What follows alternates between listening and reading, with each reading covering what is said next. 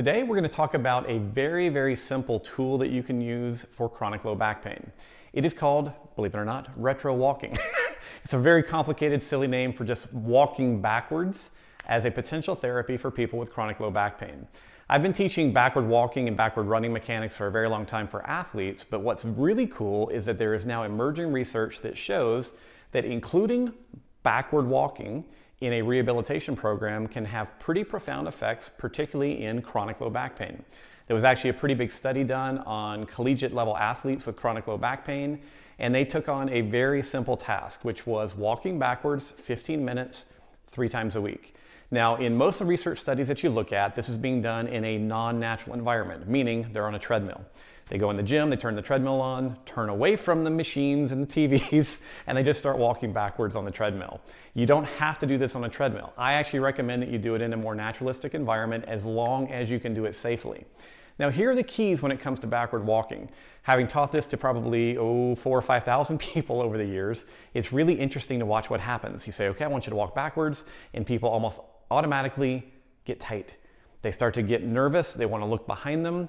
What we want you to be able to do is stay in a nice upright posture and just simply work on a nice smooth transition going to the back. Obviously, when you're doing this, it's going to change how your foot's hitting the ground. You're going to be extending the hip. The main thing that I also want you to focus on is being nice and soft and smooth and ensuring that you obtain appropriate arm coordination. Because a lot of people, when they first start walking backwards, they get a little confused about what their arms are supposed to do. So just make sure that you go through this slowly in the beginning. If you're doing it outside or in your house, make sure that you're not going to fall. Look behind you, ensure that there's not a tripping hazard. If you're doing this outside, I recommend that you're going for a walk, turn around, walk for 10 or 20 steps, and then turn around and go forward again. And just throughout the walk, get in a little bit of practice of this regular backward walking. So one of the reasons that it benefits you is it changes impact forces. It changes how you're hitting the ground because it's altering how your foot's hitting. It's changing muscular activity, but also from a brain-based perspective, moving backwards stimulates the vestibular system in kind of a unique way compared to what we regularly do. And the vestibular system, when it has some mild dysfunctions, has been tied into chronic low back pain.